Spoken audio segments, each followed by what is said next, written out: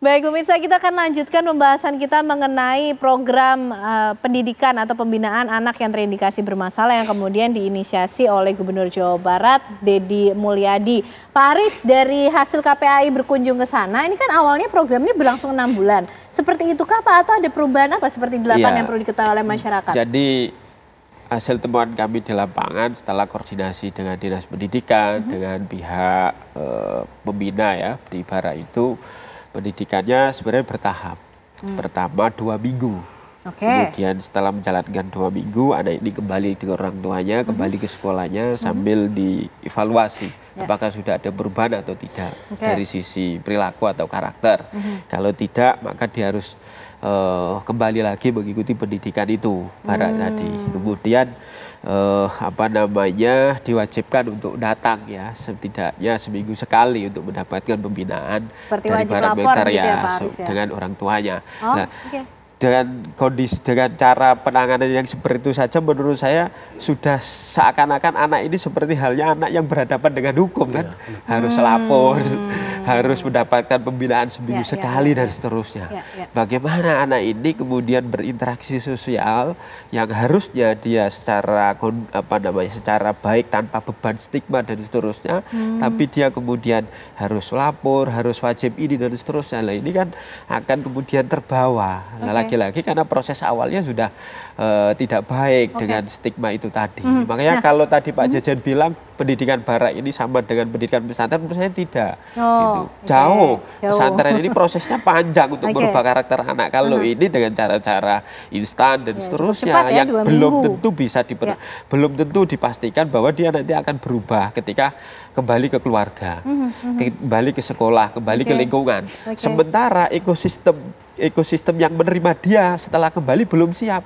Keluarganya masih belum berdaya untuk ngasuh bagaimana layaknya tanggung jawab seorang orang tua. Begitu. Kemudian lingkungannya masih kemudian belum kondusif untuk mendukung tumbuh kembangnya. Ya kan, sekolahnya masih merasa bahwa saya sudah berbuat, tapi berbuatnya seperti apa? Gitu. Pak Aris, ini kan sudah aja yang didahulukan. Ini kan sudah berjalan hampir 3 pekan, artinya 2 minggu sudah lewat. Sudah ada berarti ya angkatan yang kemudian keluar dari barak pembinaan ini. Apakah KPAI juga sudah melakukan assessment bagaimana kemudian dampaknya, hasilnya begitu? Kalau kita tahu lah ya bahwa ini anak-anak sudah sebagian kembali ke lingkungannya. KPAI belum masuk ke sana. Gitu. KPAI lebih fokus menindaklanjuti temuan pra kemudian saat pelaksanaan. Temuan ini kemudian ya kita kan juga harus kemudian menjadi bagian dari solusi. Jangan pro kontra ini kemudian terus menerus dan seterusnya. Karena ini sebenarnya sama-sama untuk kepentingan terbaik buat anak, merubah perilaku yang tidak baik menjadi lebih baik. Anak-anak yang perlu perlindungan khusus, perlakuan khusus. Tetapi KPAI dengan hasil pengawasannya akan mengajak kepada pemerintah daerah maupun pemerintah pusat. Kalau menyangkut anak itu hormati prinsip-prinsip perlindungan anak. Kalau menyangkut anak itu teknis pelaksanaannya. Bagaimana kemudian partisipasi anak digali sehingga dia ketika menjalankan itu basisnya kesadaran, ketika selama melaksanakan pendidikan itu dia kemudian berubah. Dan ekosistem perlindungan anak ini yang penting untuk kemudian diaktifkan. Pemerintah hadir bagaimana ngajarin orang tua untuk mengasuh yang baik. Pemerintah hadir bagaimana sekolah itu tidak sekedar fungsi pengajaran, tapi juga mengedepankan fungsi konseling dan seterusnya. Kita tangkap poin utamanya karena ini programnya untuk anak-anak, tetap harus mengangkat tentunya apa yang menjadi hak anak di situ. Oke Pak Aris, Pak Jejen, ini ternyata dari 6 bulan yang disiapkan, skemanya 2 minggu awal sudah bisa kembali ke lingkungannya. Nah, bagaimana kemudian mengukur efektivitas berjalannya program ini dari 2 minggu hasil tersebut? Ini sudah hampir 3 minggu. Sudah ada kemudian anak-anak yang keluar kembali ke sekolahnya, kembali ke lingkungan dan keluarganya. Ya, terlalu dini menjawab efektivitas program pendidikan Barak. Tentu kita harus bersabar 1-2 minggu. Apakah tangisan anak-anak, anak-anak mencium kaki orang tua, anak-anak menangis, bersujud dan seterusnya, apakah itu indikasi keberhasilan pendidikan Barak atau sebaliknya. Tapi saya ingin kasih catatan bahwa sesungguhnya keterlibatan TNI di dalam pendidikan bukan hal baru.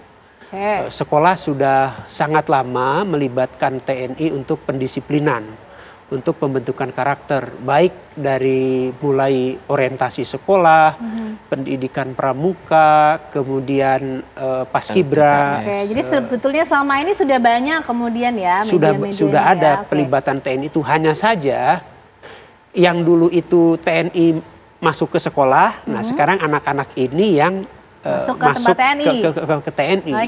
Karena itu catatan KPAI bagi saya akan menyempurnakan pendidikan barak episode kedua, ketiga, dan seterusnya. Karena targetnya kan bukan ratusan, tapi ribuan dari KDM.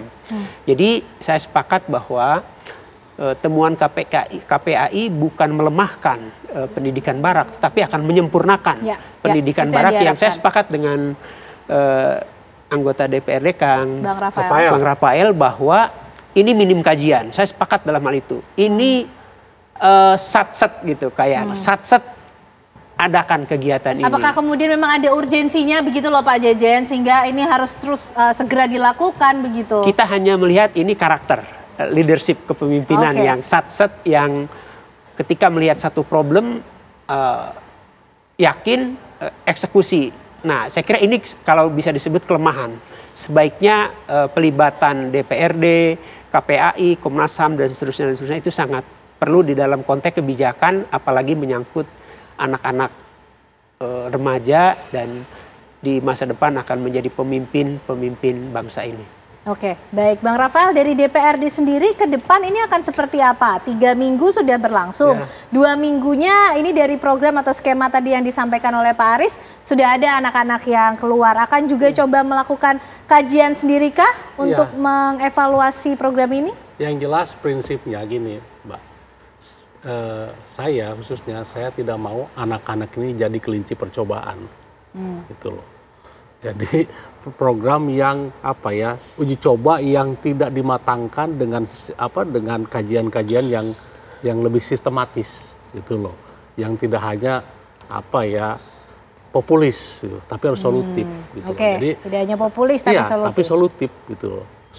Solusinya apa tadi dijelaskan oleh teman-teman KPAI, dari mulai pendekatan psikologis dan hak mendengarkan anak mau ngapain itu juga penting gitu. Jadi ekosistem perlindungan anak, sekolah, kemudian ketahanan keluarga itu juga harus ini bagian dari ekosistem yang harus kita perhatikan gitu. Jadi tidak bisa terpisah gitu antara ketahanan keluarga, anak nakal dengan pemerintah provinsi. Ini bagian dari integral, makanya harus punya kajian yang hulu ke hilirnya jelas lah. Gitu. Oke, berarti programnya sudah bagus tapi perlu banyak poin juga yang dikaji ulang sehingga semuanya berjalan efektif, tetap juga menjunjung tinggi menghargai hak-hak anak itu sendiri karena kemudian mereka yang akan menjalani program ini. Betul. Begitu ya. Terima kasih Pak Aris, Bang Rafael, Pak Jejen malam hari ini sudah bergabung bersama kami di Apa Kabar Indonesia Malam. Sehat selalu semuanya. Pemirsa, usai jeda Apa Kabar Indonesia Malam tentunya masih akan kembali hadir menemani Anda bersama dengan rekan kami Tiara Harahap.